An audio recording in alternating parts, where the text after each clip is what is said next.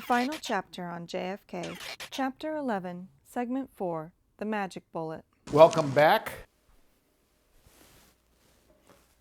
This segment is on Warren Commission Exhibit 399, the magic bullet, the miracle bullet, the bullet from nowhere, the bullet found at Parkland Memorial Hospital. That bullet was supposed to be the linchpin, the key piece of evidence linking up the shooting of Kennedy and Conley to the rifle found in the Texas Book Depository. But oftentimes, theories fail. In Warren Commission Exhibit 399, supposedly linking up the bullets that hit Kennedy to the Texas School Book Depository, didn't work out at all. And here's why. Exhibit 399's significance is that its markings or rifling supposedly link back to the alleged assassination weapon found in the Texas School Book Depository. Now, from the outset, although it probably sounded a little preposterous for this bullet to be found anyways, because it wasn't even found on any of the stretchers that Kennedy or Conley were on, the bullet was found in an area where the public went and where Johnson had been, Johnson's aides had been, Secret Service agents had been, and even possibly Jack Ruby, who ultimately killed Lee Harvey Oswald. Some major problems right out of the gate with Exhibit 399. The two men who found the bullet said the bullet they found was a full metal jacket bullet that had a pointed nose, not a round nose. And no matter what happened, and no matter who tried to shake these two men's testimony, whether it was the Warren Commission or the FBI, neither man would link up and would state that Exhibit 399, the Warren Commission magic bullet, was the bullet they found. That, of course, makes things a little bit more difficult. And what's even worse is that in terms of the chain of custody of Exhibit 399, if it is looked at under the FBI documents as tracked, there is not one person who touched the bullet, who passed the bullet off, who could identify Exhibit 399 as the bullet that they had touched.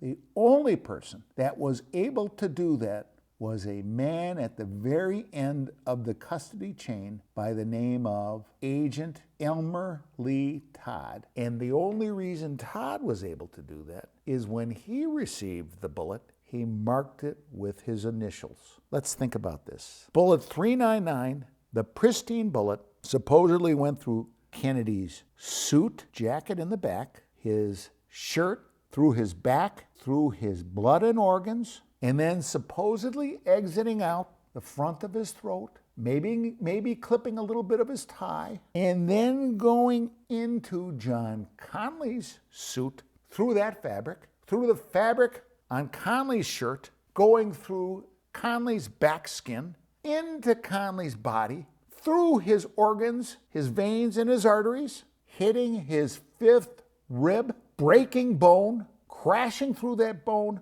going through the front of his body, through his skin, out the linen of his shirt, out the fabric of the front of his coat, down his sleeve, clipping part of the fabric of his coat sleeve, clipping his shirt, embedding itself into his wrist, breaking his wrist bone, going through John Conley's suit pants, and then embedding itself into his leg and ultimately falling out in a clean, pristine condition. No blood, no bone, no cloth, no fabric, no anything. The FBI ran a spectrograph on that bullet. And although they never stated publicly the results of their study, clearly it wasn't supporting any type of claim that was advanced by the Warren Commission or the FBI, because they never said that there was anything found on Warren Commission Exhibit 399.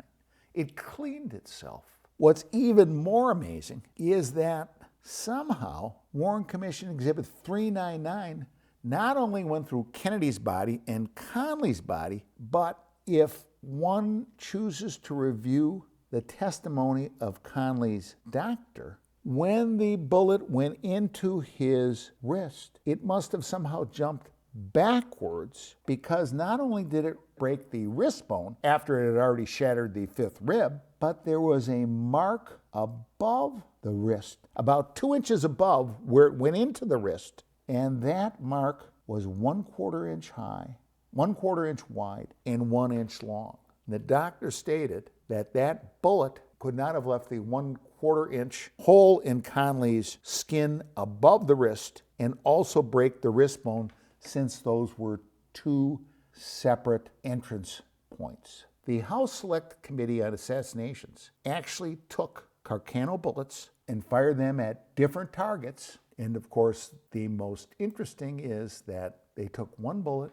and fired it at a cadaver wrist. Not the backbone, not the fifth rib, just the wrist. And it produced a bullet that mushroomed and actually was reduced about 30% in size than a non-fired bullet.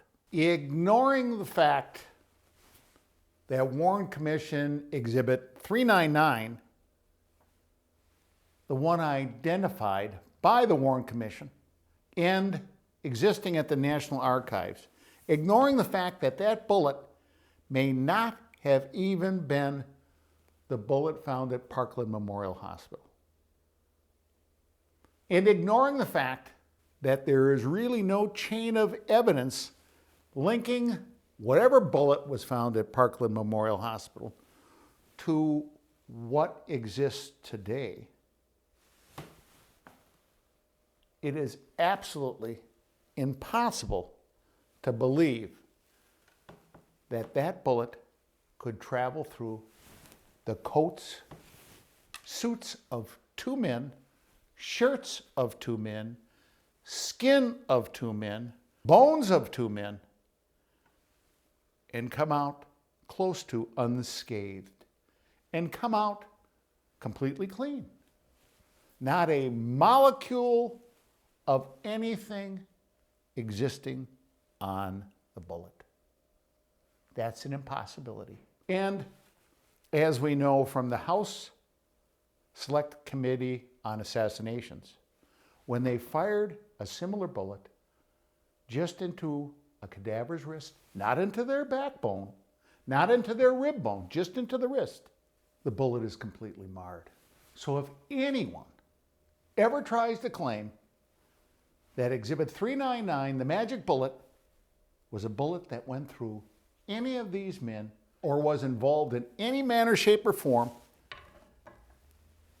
in the Kennedy assassination, aside from being a plant,